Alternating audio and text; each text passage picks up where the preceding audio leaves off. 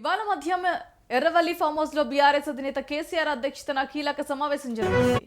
ఉమ్మడి పాలమూరు, రంగారెడ్డి, నల్గొండ, హైదరాబాద్ జిల్లాలకు చెందిన మాజీ మంత్రులతో కేసీఆర్ భేటీ కానున్నారు. సమావేశంలో కేసీఆర్, హరీష్ రావులు సైతం పాల్గొంటారని సమాచారం. పాలమూరు, రంగారెడ్డి ప్రాజెక్టు కోసం ఉద్యమ కార్యాచరణను ఖరారు చేస్తామని ఇటీవలే నిర్వహించిన మీడియా సమావేశంలో కేసీఆర్ ప్రకటించారు. అందులో భాగంగా ఇవాళ సమావేశానికి ఏర్పాట్లు చేసింది బీఆర్ఎస్.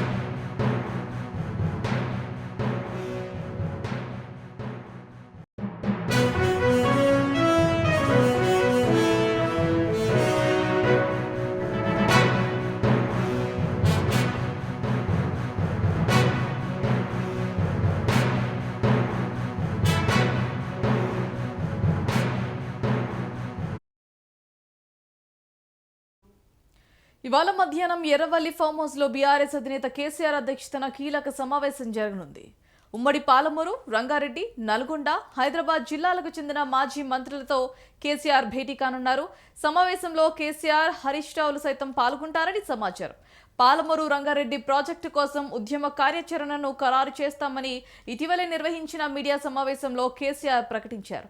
అందులో భాగంగా ఇవాళ సమావేశానికి ఏర్పాట్లు చేసింది బీఆర్ఎస్.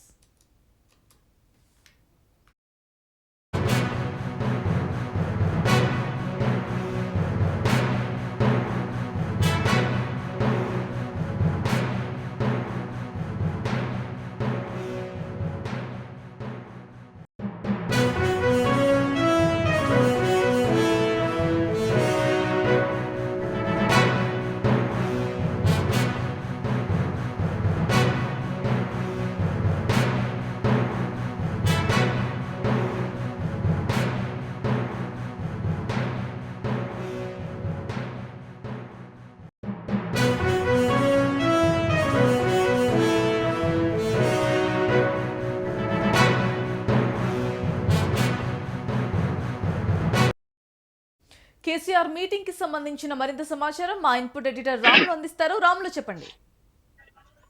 Good morning Bharathi. ఇవాళ సాయంత్రం ఎర్రవెల్లి ఫామ్ హౌస్ లో మాజీ ముఖ్యమంత్రి బీఆర్ఎస్ పార్టీ అధినేత కేసీఆర్ పలు జిల్లాల ముఖ్య నేతలతో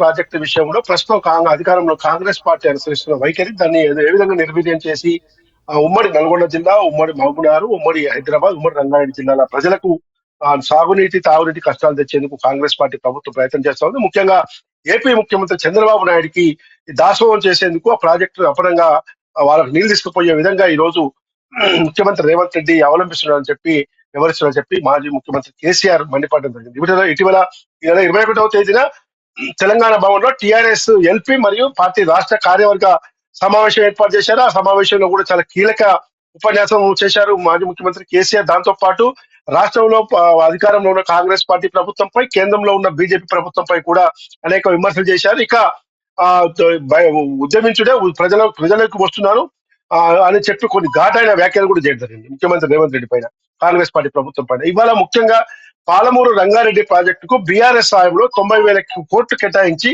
లక్షల ఎకరాలకు మేము సాగునీరు అందిస్తే, ఈ రోజు కాంగ్రెస్ పార్టీ ప్రభుత్వం వచ్చాక దాన్ని మొత్తం తట్టడి మట్టి తీయకుండా ఈ రోజు నిర్వీర్యం చేసింది.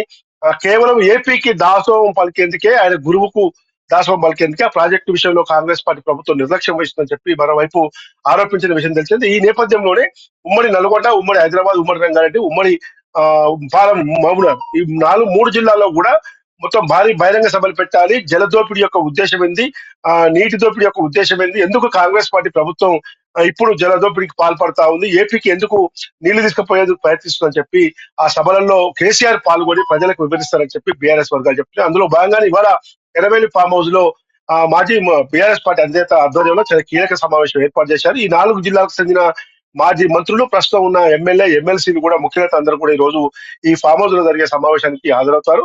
ఇప్పటికే హరీష్ రావు, కేటీఆర్ ఈ సమావేశం యొక్క ఏర్పాట్లను, ఎవరెవరు ఏ నాయకులు రావాలి, మాజీ మంత్రులతో పాటు ఇంకా ముఖ్యమైన నాయకులు ఎవరెవరు రావాలని చెప్పి నల్గొండ జిల్లాకు చెందిన మాజీ మంత్రి జగదీష్ రెడ్డి, అదేవిధంగా ఉమ్మడి హైదరాబాద్, ఉమ్మడి రంగారెడ్డి జిల్లాకు చెందిన మాజీ మంత్రి సబితా ఇంద్రతో పాటు మల్లారెడ్డి, అదేవిధంగా హైదరాబాద్ చెందిన తలసాని శ్రీనివాస్ యాదవ్, పద్మరావు గౌడ్, మహమూద్ అలీ ఇట్లాంటి ముఖ్య నేత అందరూ కూడా పాల్గొంటారని చెప్పి తెలుస్తా ఉంది భారతి.